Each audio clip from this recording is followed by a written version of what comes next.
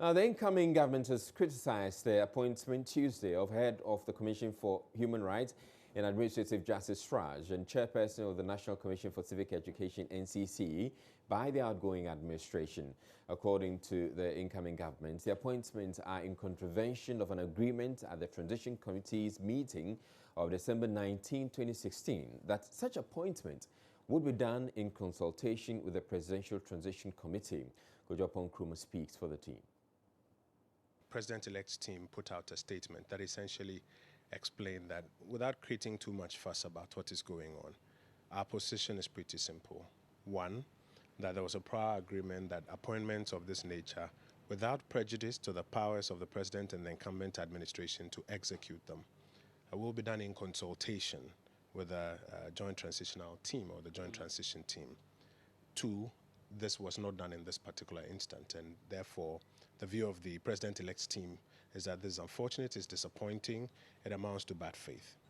Three, we would like to serve notice that all of these last-minute appointments and recruitment contracts that are going on that are not subject to consultation and are not going through the framework that we have had a conversation about will, may I say, be open to a certain window, and that window was explained by the Honorable Osafo Maafo, that the incoming administration will reserve the right to review these last-minute appointments, contracts, and recruitments that are being done. And then finally, the statement also made the point that we are, however, at the table engaging.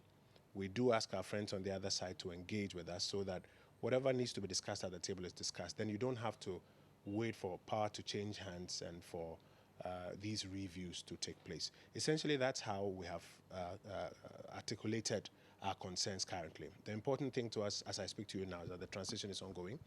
I am coming from one of the subcommittee meetings. There are many other meetings that are ongoing. Both sides of the divide are having conversations around the table.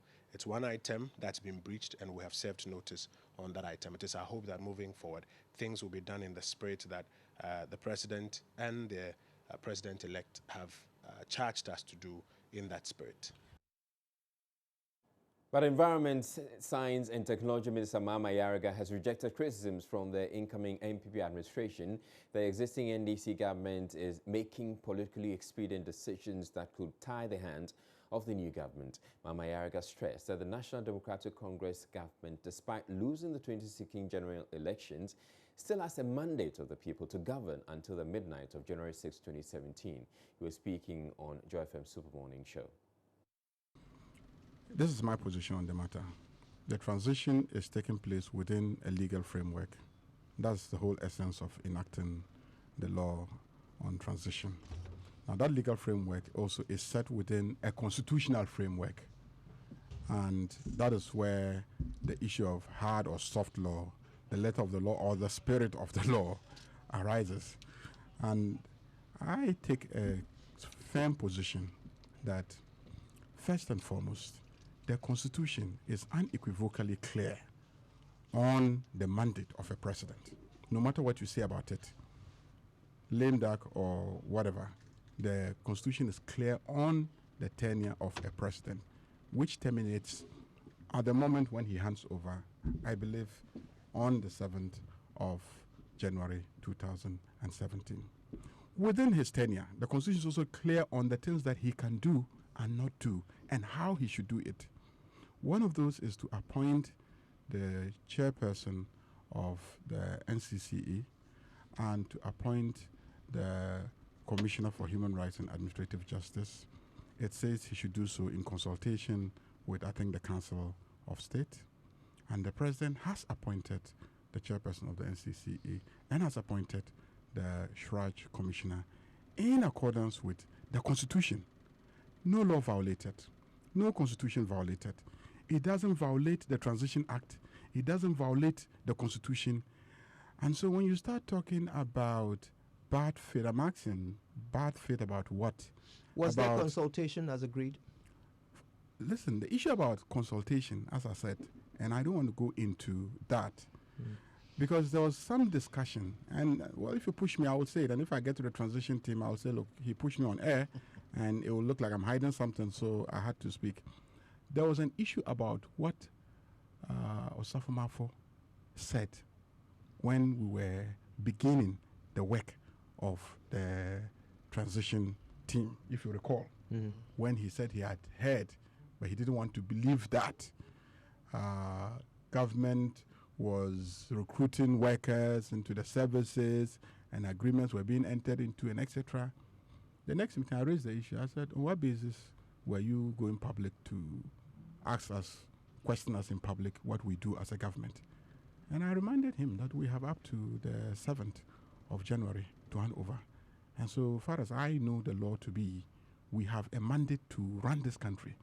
And I said, remember, on radio, when they said the people were violently attacking NDC supporters, everybody said, oh, President Mahama is still president until 7th of January. And so it is his duty to defend the citizens who are being attacked. And so President Mahama remains in office till the 7th and exercises those responsibilities that he's supposed to exercise as a president. So you can't sit here and say that President Mahama and his team cannot exercise power without consulting you. So, well, in other news, efforts by Parliament to pass the Right to Information Bill into law suffered a fresh hitch on Wednesday after the minority threatened to walk out over the Speaker's insistence on getting the bill passed before the House rises in the next few days. Processes to amend the bill were suspended as a result. Oseche Mensah-Bonsu raised issues with whether the presidential transition team had been consulted on which bills the House should prioritize in the last few days left in the life of this Parliament. We have given ourselves a presidential transition act, and we must act in accord with that, without prejudice to what. Honourable members, the presidential transition act. Let me make this point very clear. The presidential transition act is the presidential transition act. It's not parliamentary transition act. Oh, is that the way you want to go? If that is the way the Speaker wants to go, with respect, I will tell you that then we will not want to be part of any independent act. We will not want to be part of any independent act. If it is shame that we are saying you have it in just 2 weeks. If that's the attitude, you have it in 2 weeks. What is this? We have given ourselves a presidential transition act. But Majority Leader Alban Bagbin says the House does not need to consult the transition team on its work. Refer them to the AG to incorporate into a new bill. The AG department has done that. They have relayed the new bill. The new bill was referred to the committee, chaired by a new chairman now. They have reported to the House. We started consideration. We've gone to about clause 40-something. I mean, why should we let this go to waste? That would be causing, in fact, financial loss to the state. What are the challenges now? What are the challenges now? There are no challenges. It's just the misunderstanding as to what can be done during a transitional period. That is all. My colleague, the minority leader, is of the view that because we are in a transitional period, the outgoing government should not be seen to be doing some type of business. Now, what type of business can an outgoing government do or not do has not been defined. And so you have to learn all this through experience. Meanwhile, we are enabled by the Constitution and by all the laws of Ghana to continue with business until the 9th of 6th of January 2017. So that is what we're doing. There's nothing illegal, there's nothing wrong about that.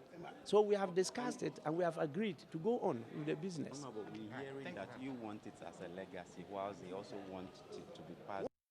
Deputy Minority Leader Dominic Nitol, however, says his side of the House is committed to passing the bill speedily, but wants aspects of the provisions changed. The Speaker wanted to say that the House had agreed that we're going to pass the Right to Information Bill before the House, and I said that is not true. We are all committed to passing it. Every single member of Parliament is committed to passing the Right to Information Bill. But what is not true, you don't say it is true. That's exactly what I meant, and that's exactly what I sought to say, that look, we have agreed to pass the Right to Information Bill. But to say that the House, as a House, has agreed that we should pass it before we rise is not a true story, not at all. But again, then issues came up about a transition process ongoing, and so there are questions about whether this is really a priority that should be considered at this time of the transition process. Is the minority committed to helping push through the bill before it rises on Friday, because the majority has indicated as such that they would want to get it out by Friday? For us, as far as we are concerned, we are in Parliament. Issues of Parliament has nothing to do with transition. It has nothing to do with transition. If there's any issue that will go to transition, but it's not about right information bill. And we have said before that the right information bill is a bill that we all want to pass. And everybody is committed to passing it, both the majority and the minority. And I can stand on behalf of the minority to say we want to pass it. What we don't want is for somebody to push anything down our throat and say that we have agreed to pass, and when it doesn't pass, then the person will say that it is all of us who have disappointed the nation. No, not at all. You have asked, you remember that the president-elect said on a campaign platform that if this government does not pass it, one of the first things he will do is to pass the right information bill. So as a party and as a caucus, we are one of the few people who even want it passed. We thought that even by this time we should have passed that bill. And there are clauses in there that we think is a problem, because one of them is the implementation. Because the majority then, thinking that they will win the election, decided to push the implementation 5 years from today. And it was one of the issues we said no. So there are some pertinent issues we need to agree on before we pass it as it is. If they are doing politics, I'm not here to do politics, because if you want to pass the right information, then pass it and immediately use it. But when you decide that you want to pass the right information bill and the implementation will start in 5 years' time, what are you afraid? Now today you have lost election, then it might be that you must do the other way. That is politics. You're watching Joy News Prime. We're taking a break at this point, but still to come in the bulletin, the fresh calls on the Gbese Manchani Ayebonte to step down. This time, however, it's coming from persons calling themselves kingmakers of the Gbese stool who say he is an illegitimate occupant. We'll have that story and more coming up after the break.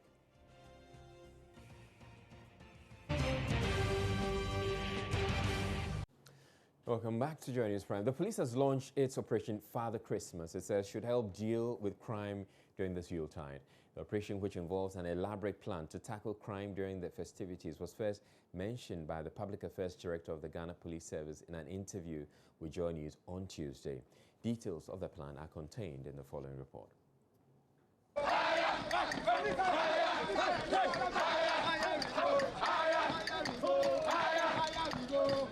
The singing and dancing perhaps is a sign that the personnel of the force are in a good mood to undertake the task at hand.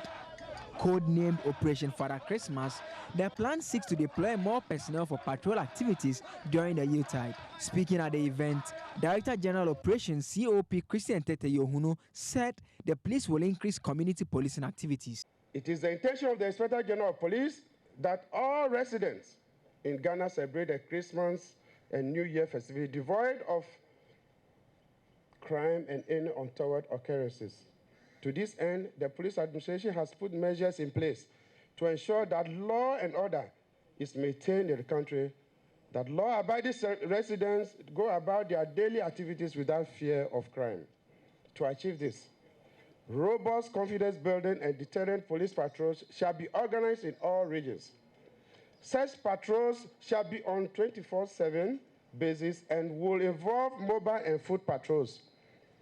The patrols are meant to assure the general public that police are ready and willing to protect citizens. COP Christian Tete Yohunu is also advising persons who intend to travel with bulk cash to contact the police for protection. The National Patrol Department, which currently deploys police personnel in various communities and on the street, will increase their activities to cover more duty points. Members of the community should feel free to approach them for any assistance whatsoever, and also give vital information that may lead to the prevention of crime or arrest of criminals. There shall also be snap checkpoints. Only ECOWAS police-approved checkpoints shall be manned. Even though snap checkpoints may be erected and created in some areas, as much as practicable, this will be done in a manner not to inconvenience the traveling public. We shall also intensify our community policing activities. Community policing will play a key role in this year's operation. Community sensitization fora will be held in the various communities. This is to elicit the support of communities in crime prevention as well as combating them. The Ghana Police Service is entreating all to utilize the emergency telephone lines in times of need. 191 for all networks, 1855 for Vodafone and MTN, or 030-277-0334.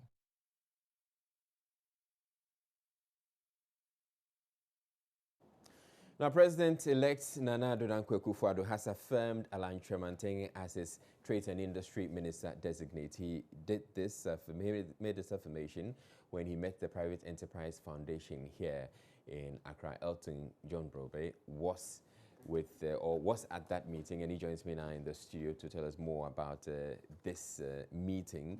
Welcome, good evening to you, Elton. So at this meeting, I understand he essentially reiterated his one district, one factory promise, exactly, which he had made during the period, in the run up to the during the campaign period. So how did it go down?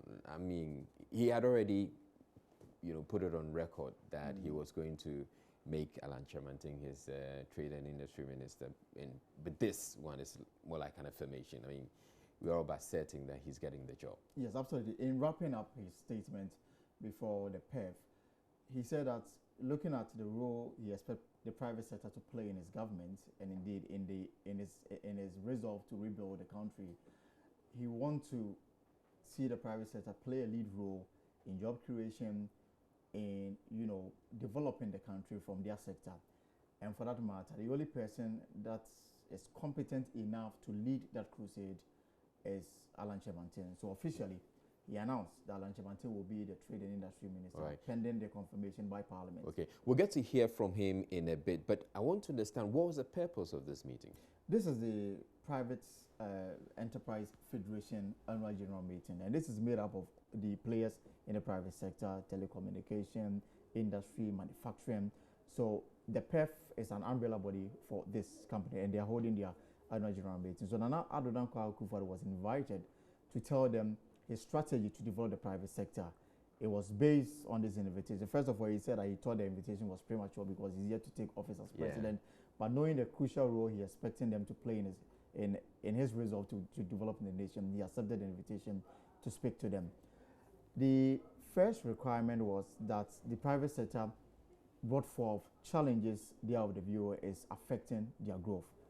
One, for them, the money taxes that they are paying, the unstable power supply, the fact that government is competing with them in the financial sector for loans and other incentives to help them develop. So they demanded Nana Akufo-Addo to tackle these issues when he assumed office. So he responded to them directly.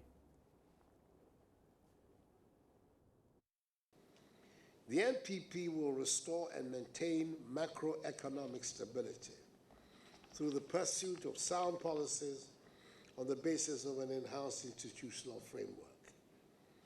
Macroeconomic stability is built around three pillars: monetary discipline, fiscal discipline, and financial stability. To reinforce monetary discipline, the Bank of Ghana Act, 2000 Act 612, established the Monetary Policy Committee, MPC, to guide the implementation of monetary policy. The other two pillars, fiscal discipline and financial stability, have no such institutional anchors. Fiscal indiscipline has been the bane of economic management in the country. To address this, the IMF recently insisted on the passage of a Public Financial Management Act. However, the law as enacted is woefully inadequate because it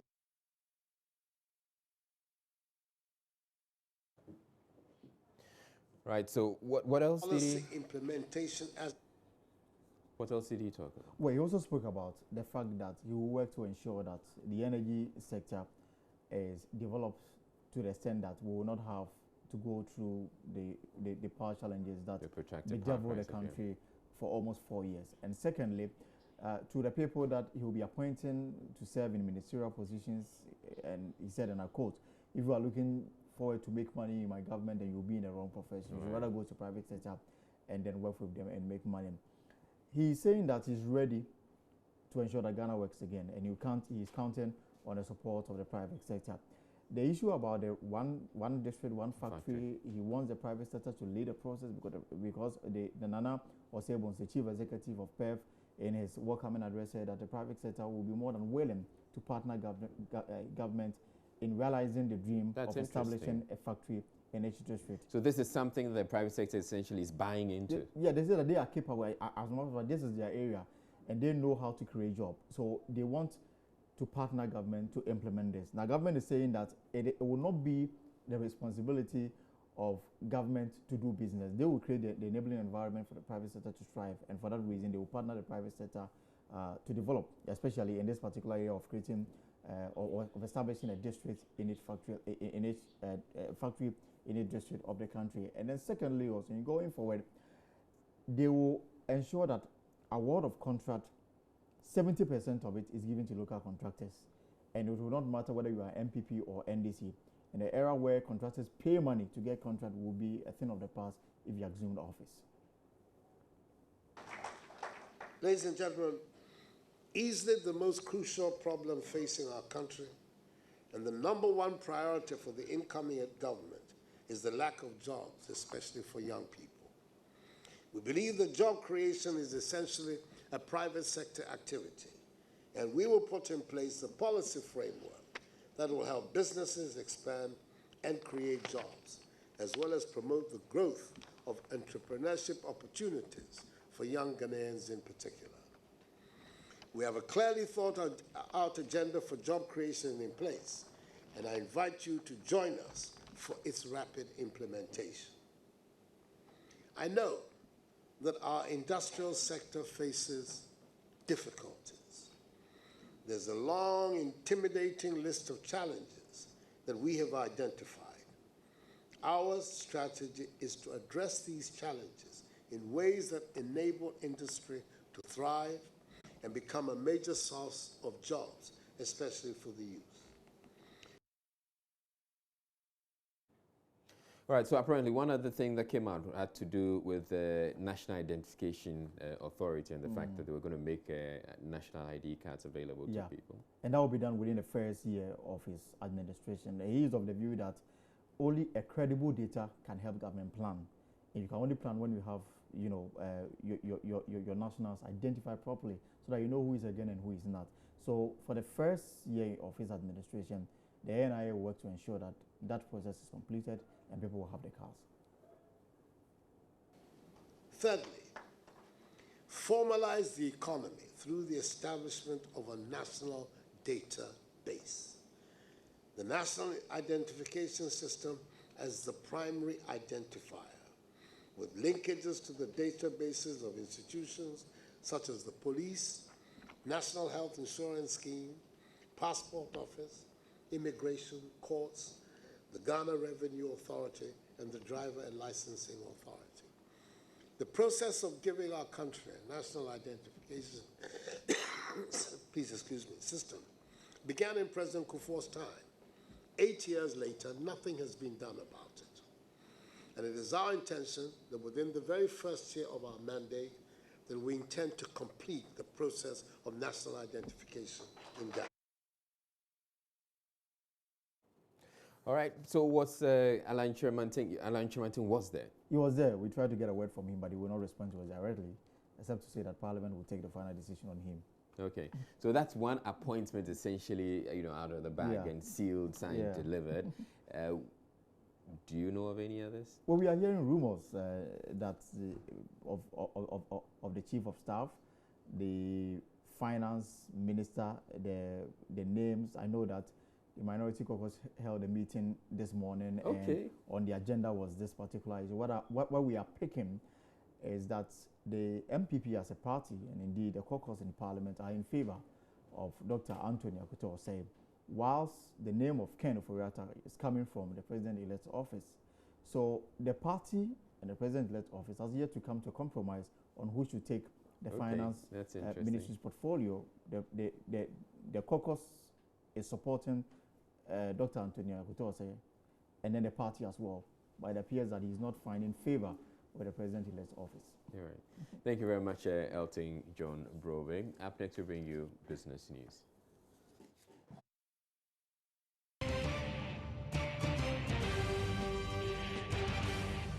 Ahead of monitoring and evaluation at the Health Ministry, Daniel Degboche has stated his office will review the sanctions meted out to healthcare providers who continue to disrespect their clients. This came up at a stakeholders dialogue on maternal health care in Accra on Wednesday. The research conducted by NGO Send Ghana in the 3 regions of the north revealed, among others, discomfort in time spent at health facilities and disrespects by providers. Programs Officer for Send Ghana, Bashiru Mohammed Juma, explains further. In terms of client satisfaction for all the services, nearly 9 out of 10, that's about 88%, were satisfied with the services provided by district hospitals and health centers regarding maternal health services. Of the 12% that were not satisfied, one of the key things that came up has to do with attitude of the health professionals, so the sort of reception they received.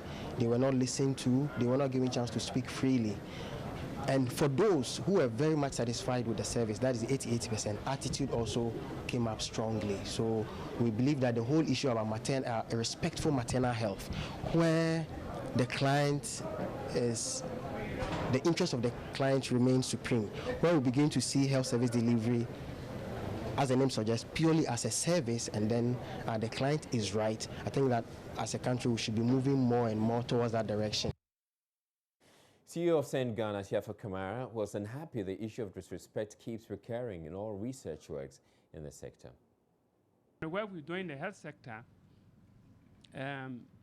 attitude, respect for patients consistently come out. But indeed, it is a priority. So we have to keep talking about it so that collectively we can be able to find a solution. And also for those nurses who are the problem, the more we talk about at national level, the more we talk, the more we get to know what the report is saying overwhelmingly in one of the key priority areas of the ministry, which is maternal health care. It is an issue. And I think the idea here is that out of 3,000 plus women, they're telling us that your health personnel, at the very basic level, their attitude is a problem. Head of Monitoring and Evaluation at the Ministry of Health, Daniel Degboche, have promised the issue will be resolved. If we know if we behave in a particular way which is not acceptable, there is some kind of punishment or some kind of a decision that will go against you. Obviously, or some kind of reward if you behave in a positive way. Obviously, you'll be informed when you are dealing with your clients. So these are some of the things that we need to review our existing structures. Are we providing the kind of leadership? Are we? That is the key. Now, there are fresh calls from some persons calling themselves kingmakers of the Gbese traditional area in Accra for the Gbese chief, Ni Ayi Bonte, to step down. Except unlike those who want him out for comments he made in the run-up to the 2016 election, the kingmakers say Ni Ayi Bonte has no legitimacy, adding that he remains a destructive force for as long as he continues to occupy the stool. At a news conference in Accra, they gave him a 7-day ultimatum to step down or face their wrath. The Gbese Manche Ni Ayi Bonte is battling intense pressure from Ghanaians following his promise to abdicate his throne if President Mahama does not win the December polls.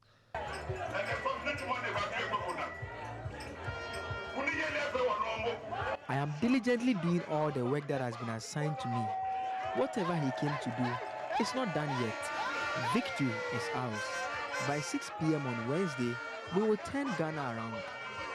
I'm telling all of you, if victory is not ours, I, Ni Ayi Bonte, I will abdicate my stool because we will win hands down. From north to south, we will win.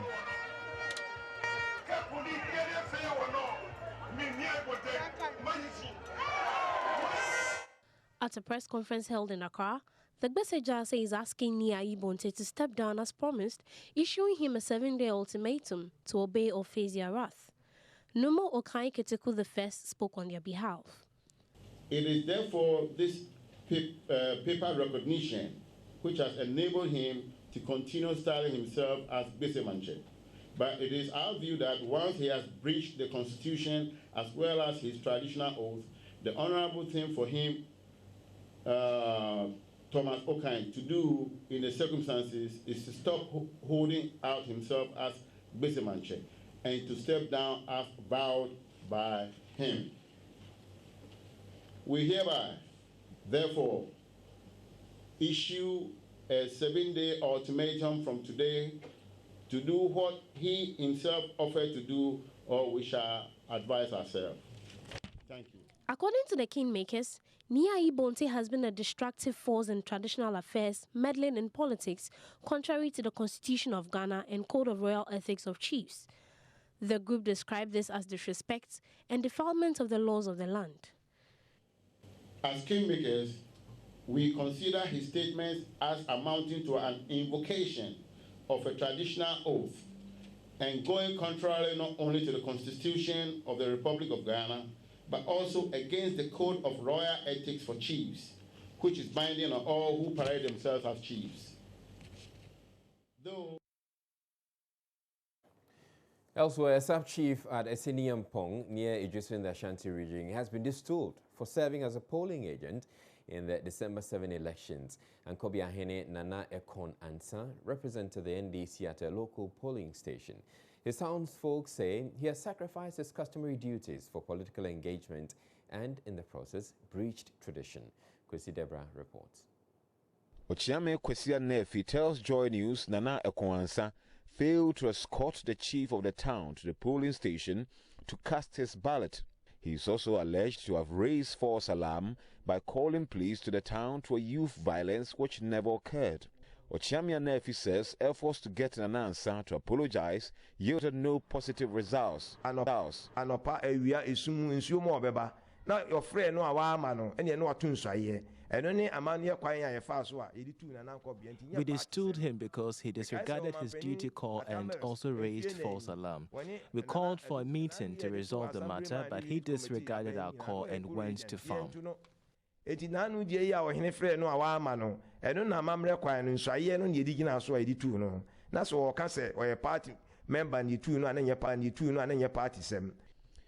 Nana Ekwansa admits abandoning his duty, he says his distillment is politically motivated. He explains he was unaware the chief had been scheduled to vote at the time and he was improperly dressed for the traditional duty. They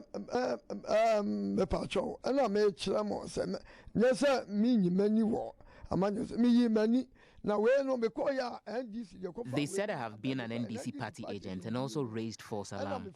When I went to the polling station, there was no party agent around. I called the party chairman and he asked me to stand in for the party. I didn't go there to be a party agent.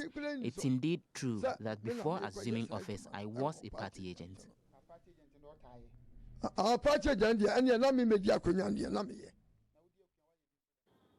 Now, some waste collectors, mostly youth operating tricycles in Kumasi, are challenging landfill site managers over a decision to restrict them from dumping refuse at the Dumpase landfill and other locations.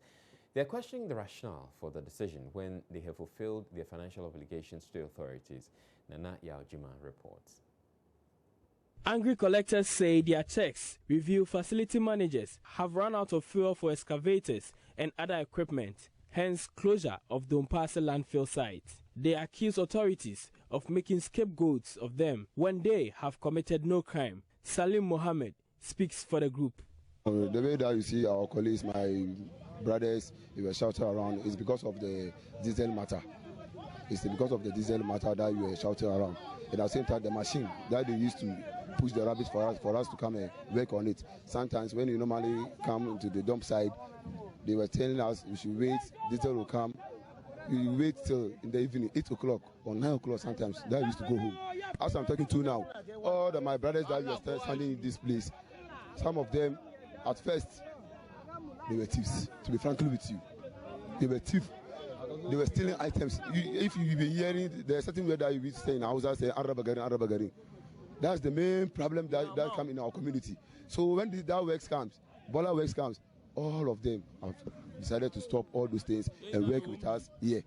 So right now, when they were telling us to stop this work, or they were telling us it's because of diesel that we're going to stop this work, what work are they expecting us for us to go and do? Mr. Mohammed says members pay 3 Ghana cedis per visit, for which 50 pesos value of receipt is issued. For one reason, when you go to that place, the house was there. When you go, you are shouting like Bola has come, Bola has come. So they normally come out. So they stop you, then bring the rubbish to you. Then when you see the way to the rubbish, then you charge them 50 pesos, 30 pesos, 1 cedi. That's the normal price that you used to collect. So when you come to various areas and we're telling them that the Bola has come, when they come, you give the the rubbish for us, so that you also collect money from them. That is why if you see the environment, there's no this rubbish around. Anytime when you dump here, do they take money from you? Yeah. 30 pesos. 3 cedis. 3 cedis. But on the receipts. By the receipt the receipt that they used to give us, the KMA receipt. When you give them 3 cedis, they give us the KMA receipt. When you see the receipt on it, the 50 pesos is on it. We don't know whether it's a reality money that they used to collect for us or it's not. So tired for our life. So now what do you want? So right now, we need help for that. We need help for that because the way that you treat us is bad. Meanwhile, the Kumasi Metropolitan Assembly has declined comment on the issue. Nanaya Ojima reporting.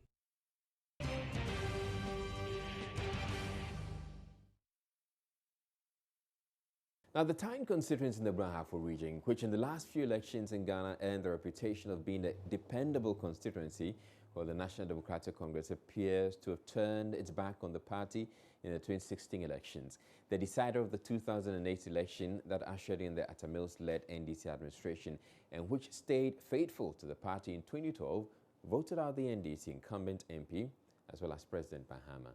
Nesta Kafui Ajuma was in the constituency capital in Sako to find out what informed the change. I believe that there was a wind blowing. There was this general wind blowing over the country, a wind for change. So I can say that we rode on the back of the wind. But that wasn't all. What we realized, NPP Tyne constituency this time was that after the election petition, we all realized that we had been complacent in some places. We had not been vigilant. So this time we decided not to be that. We won, I will say that, at the back of teamwork. It was an orchestrated teamwork in Tyne. The Tyne constituency only endorsed the New Patriotic Party in 2004 when it was carved out of the Wenchi constituency. Even though the NDC has reigned here since 2008, the youth said they have not seen anything good but empty promises, hence their decision to vote against the government. Most of the youth who spoke with Joy News are highly optimistic that the Akufo-Addo-led government will satisfy their aspirations. Mom to the stand say, Sir, I'm Pina no was to say Siano or any abano. The MP did nothing for us, so we decided to vote him out. We need an MP who will develop the area. I'm only hoping this new MP we have now will work hard to improve the lives of the people here. I've been saying, yes, son, and the Obebanon so Gabriel, boy, so no, so say 4 years, young who never be one. I bet me as a son, young Cassania to money, bet me as a son. And I'm a children, say. Outgoing President John Mahama has really helped us, but we need someone new to show us more. It's time for Akufo-Addo to rule, and I hope and pray he doesn't let us down. Lawyer Charity Jumo stated that there are several opportunities available to the youth in the Tyne constituency under the new NPP government. She assured the youth that Nana Akufo-Addo and the NPP will get Ghana back on track from where former President Kufuor left off. For now, the youth of Tyne constituency are patiently waiting and expecting the president-elect Nana Addo Dankwa Akufo-Addo and his team to create more employment avenues, among others, in order to entrench the NPP's reign. Nesta Kafui Ajuma's report for Joy News. Elsewhere, residents of Wushi in the Tamale metropolis are counting the days as the Harmattan approaches because the only source of water will soon dry up. As happens each year, the people over the next few weeks or months, the hot, dry weather phenomenon will persist, will have to travel over 10 kilometers to search for water for household chores. The source of water they end up with, though not wholesome, is what they have to manage with. Northern Region correspondent Martina Bugri reports, Harmattan for some may be all about dry skin and parched lips, but for others, it is a matter of survival.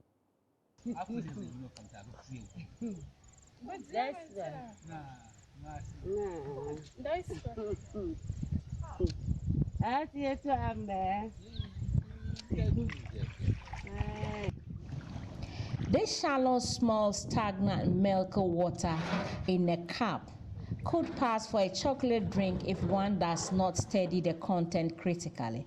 But that is a source of drinking water for the people of Ngoje, a community in the Tamale metropolis.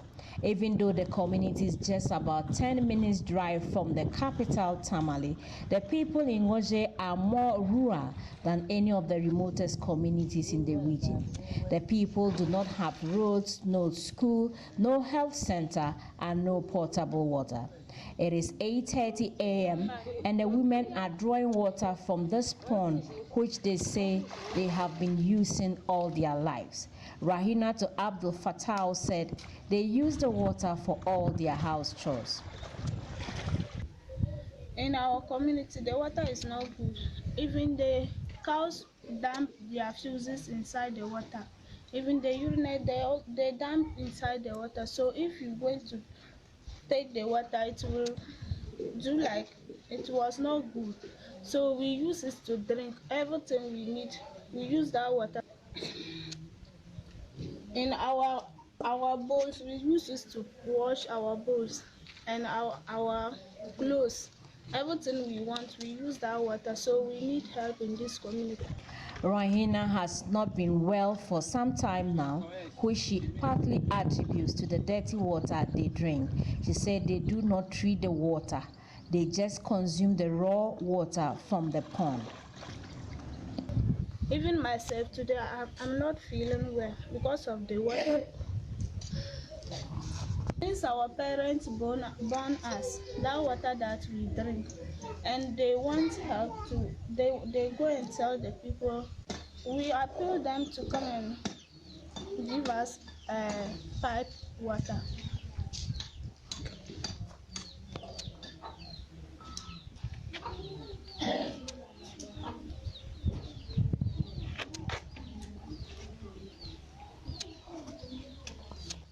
The Ngoje community has no school. It is therefore not surprising that the community, with a population of about a little over 700, has just 2 university graduates and 2 senior high school leavers. The children either loiter around or they help their fathers to work. Mbana Sam is the spokesperson for the community. He believes if a school is set up in the community, it will go a long way to help the people.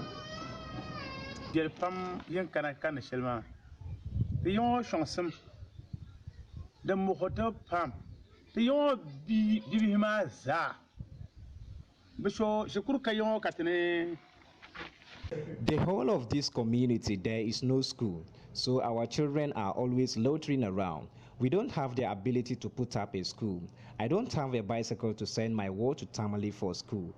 We are hopeless already, but our children shouldn't be same, so we are appealing for a school.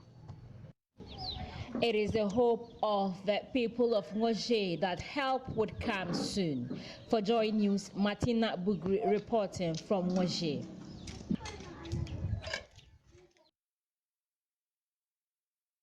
More than 5,000 residents of Alhouan Beach, a settler community in the Western region, are asking government to help resettle them to safer ground. Years of continued tidal waves have swallowed vast swathes of land and destroyed properties with thousands of cedis. Joy News' Justice Bedu has been to the Shama district where this community is located to listen to their stories and has sent us this report.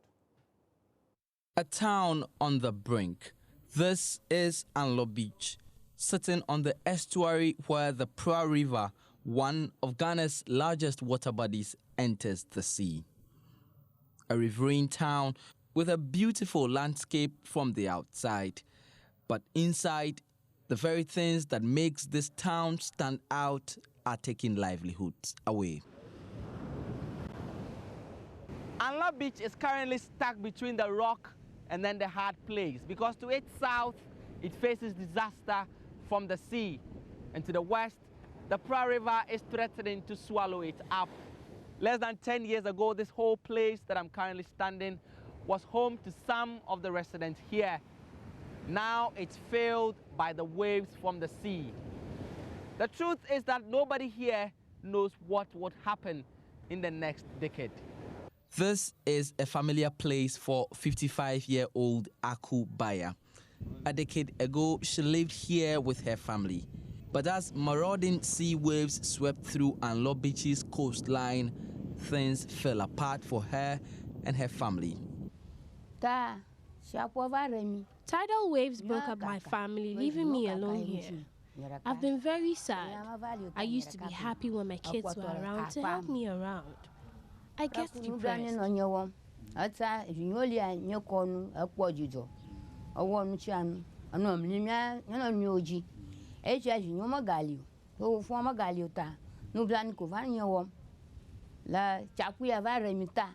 have been cutting down the mangroves, which has a lot of impact on the community, because these mangrove trees help reduce the impact of flooding. And as you can see, the community, there is a tributary just lying behind the community, and the wetland aspect too is there. So if there is much rainfall, the community gets easily flooded, and some of these mangrove trees help to reduce the impact. But as a result of them cutting down the mangroves for their source of livelihood as firewood, some has resulted in flooding, which has helped increase the environmental degradation of this community. Aku is just one of many community members here with a similar story, according to community leader Simon Atiatome. When it's high tide at the sea, people have to move to the other places. Places that is not authorized to occupy by the people. Now people have started occupying that place. Now we are going to move to the high ground because we don't know what is going to happen in the future.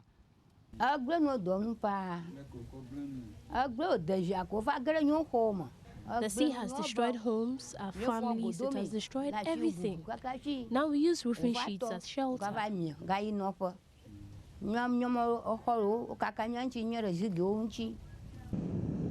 Anlob Beach is just one of hundreds of towns at the mercy of rising sea levels in Ghana. This is the story of the threat that rising sea levels and climate change poses to the country. Statistics are hard to find on the devastation that erosion is causing to Ghana's coastline, but it's thought that between 1.5 and 3 meters of land are lost every year. For the hundreds of residents in Anlob Beach and the several other thousands of Ghanaians now at risk of being wiped out through climate change, they'll be waiting to see how the country plans to deal with the looming threat. As they sit and wait, time is not on their side, not least the tide. Justice Beidou, Joy News, Anlob Beach in the Western region. Up next is entertainment.